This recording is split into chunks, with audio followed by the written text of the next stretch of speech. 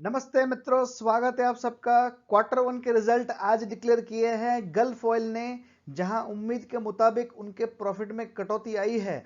हालांकि ये कटौती रही है कुछ ज्यादा, उनका नेट प्रॉफिट गिर गया है 52% से। चलिए देखते हैं डिटेल में। ये है वो रिजल्ट जो उन्होंने डिक्लेयर किए हैं। 4 कॉलम में है। ये है उनके जून क्वार्टर के रिजल्ट, जो पहला कॉलम है। दूसरा कॉलम है मार्च क्वार्टर का।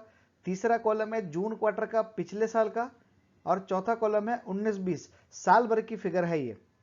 बात करेंगे उनके इनकम की। सबसे पहले फिगर जैसे आप यहाँ टॉप पे देख पा रहे हो, ये लैक्स के अंदर है। हम करोड़ में अगर कन्वर्ट करते हैं तो उनकी इस क्वार्टर की इनकम रही है 254 करोड़। 254 करोड़ की गल्फ ऑयल की इनकम रही है, जो पिछले क्वार्टर में 369.88 मोटा मोटा 370 करोड़ थी। तो उनकी इनकम 370 करोड़ से घट के 254 करोड़ की रह गई है। तो उनकी इनकम में जैसा यहाँ पे देख पा रहे हैं 116 करोड़ का डिप आया है, जो कि काफी भारी है। और ये डिप आया है कोरोना के कारण। अगर पिछले साल वाले सेम क्वार्टर से कंपेयर करेंगे जून 2019 से, तो वहां उनकी इनकम हुई थी 449 करोड़। तो जैसा कि हम यहाँ पे देख पा रहे हैं, उनकी इनकम में कोरोना तो था ही, लेकिन यहाँ पे भी क्वार्टर वन, पिछले साल का क्वार्टर वन और पिछले साल का क्वार्टर फोर में भी देखेंगे तो अच्छी खासी डिप यहाँ पे आई है। तो जो ऑटोमोबाइल सेगमेंट में स्लो डाउन चल रहा है, गाड़ियों की बिक्री कम हो रही है और ओवरऑल व्हीकल पॉपुलेशन सेल जो है वो थोड़ा डिप आया है, तो उनको भी कहीं ना कहीं इसका मार स्लो डाउन का यहाँ पे लगा ही था, कोरोना से पहले भी। और कोरोना के बाद ये और खराब हो गई सिचुएशन। बात करें एक्सपेंस की, तो 230 करोड़ का एक्सपेंस हुआ था यहाँ पे, जैसा कि आप यहाँ पे देख पा रहे हैं। पिछले क्वार्टर में ये 323 करोड़ का एक्सपेंस था। तो यहाँ उनको 254 करोड़ की इनकम हुई है, 230 करोड़ का लॉस हुआ है, एक्सपेंस हुआ है। तो ये दोनों के बीच का डिफरेंस जो है 23 करोड़। तो 23.16 करोड़ जो है, ये है उनका ग्रॉस प्रॉफिट इस क्वार्टर का। जी हाँ, टैक्स से पहले का उनको जो प्रॉफिट होता है, ग्रॉस प्रॉफिट, वो 23 करोड़ का रहा है इस क्वार्टर में, जो पिछले क्वार्टर में 46 करोड़ था। तो यहाँ पे हम देख पा रहे हैं कि काफी अच्छी खासी गिरावट यहाँ पे देखने को मिल रही है। अगर इसमें टैक्स देना भी बाकी है, टैक्स देने के बाद जो फाइनली नेट प्रॉफिट निकल के आ रहा है, वो है 17 करोड़ 17 लाख। तो ये उनका प्रॉफिट काफी कम हो गया है। पिछले क्वार्टर में कितना था, यहाँ देखिए आप, 35 करोड़ 94 लाख। तो ये उनकी जो नेट प्रॉफिट है, वो पिछले क्वार्टर से 52% तक का डिप आ गया है, जैसा कि हम यहाँ पे देख पा रहे हैं। अगर इसे कंपेयर करेंगे पिछले साल सेम क्वार्टर में, तो ये डिप और ज्यादा लगेगा, क्योंकि पिछले साल सेम क्वार्टर में 48 करोड़ का उनको प्रॉफिट हुआ था, जो कि काफी ज्यादा है अभी के मुकाबले। तो ये डिप, जैसा कि हम देख पा रहे हैं, काफी हैवी डिप आया है कोरोना के चलते। अगर उनके साल भर की पिछले बात करें तो 202 करोड़ का उनको प्रॉफिट हुआ था, लेकिन क्योंकि अभी इस क्वार्टर में 17 करोड़ का ही प्रॉफिट हुआ है, और यहां जैसा हम देख पा रहे हैं कि उनके पिछले क्वार्टर में 35 करोड़ था। अगर हम इसे 40 करोड़ भी मान ले, तो अगले 3 क्वार्टर में 40 करोड़ के हिसाब से 120 करोड़ के प्रॉफिट होगा। और ये इसमें 17 करोड़ आप जोड़ देते हैं तो भी 140 करोड़ के आसपास आता है।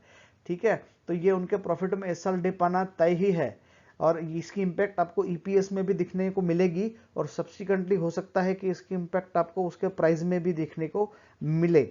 उनका इस क्वार्टर का बेसिक अर्निंग पर शेयर रहा है 3 रुपये 43 पैसे, 3.43 रुपीज पर शेयर। पिछले क्वार्टर में ये 7 रुपीज 17 पैसे था। पिछले साल भर में फिगर था 40 रुपये 51 पैसे। लेकिन जैसा मैंने कहा, यहाँ पे ये 202 करोड़ के सेल पे था। अगर उनकी सेल इस साल की, जैसा मैंने कहा कि वो 140 करोड़ के आसपास का उनको नेट प्रॉफिट हो सकता है, तो उनका ईपीएस भी प्रोपोर्शनेटली कम होगा, और हो सकता है कि वो 30 से नीचे इस साल में रहे।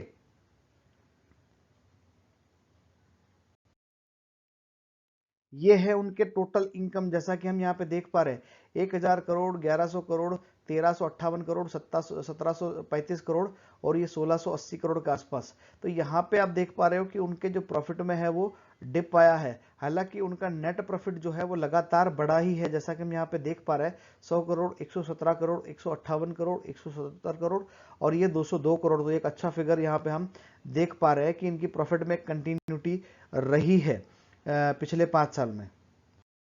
अगर रिटर्न्स की बात करें तो ठीक ठाक रिटर्न्स इस कंपनी ने दिए हैं। ये 2014 में इसकी लिस्टिंग हुई थी, तो ये पिछले 6 साल में 2.5 गुना के आसपास रिटर्न दे चुकी है। 252 के आसपास का इसका प्राइस था अगस्त 2014 में, और अभी ये 650 रुपए के आसपास का चल रहा है, जैसा कि आप यहाँ पे देख पा रहे हो। इंडस्ट्री का पी 15 के आसपास का है, इसका पी 16 के आसपास का है, तो ठीक ठाक लग रहा है अभी तो, इंडस्ट्री के हिसाब से बराबर ही है। हालांकि इसकी ईपीएस में ड्रॉप होकर 30 से नीचे जा सकती है इस क्वार्टर में, तो अब ये एक क्वार्टर की इंपैक्ट को मार्केट निगलेक्ट करेगा या उसको कंसिडर करके थोड़ा करेक्शन आएगा, ये देखना इंटरेस्टिंग होगा। लेकिन अभी तो हो सकता है कि ये प्राइस जो है जब तक कि प्रॉफिटेबिलिटी में वापस नहीं आएगा, थोड़ा सा ये प्रेशर में रहेगा, और खास करके तब जबकि ये ऑटोमोबाइल इंडस्ट्री पूरी प्रेशर में है। क्वार्टर 2 में भी कोरोना की अच्छी खासी इंपैक्ट है, मार्केट खुल गए हैं, लेकिन जो आपका जो कंजम्पशन है वो अभी भी उतना बड़ा नहीं है, नॉर्मल अभी नहीं हुआ है।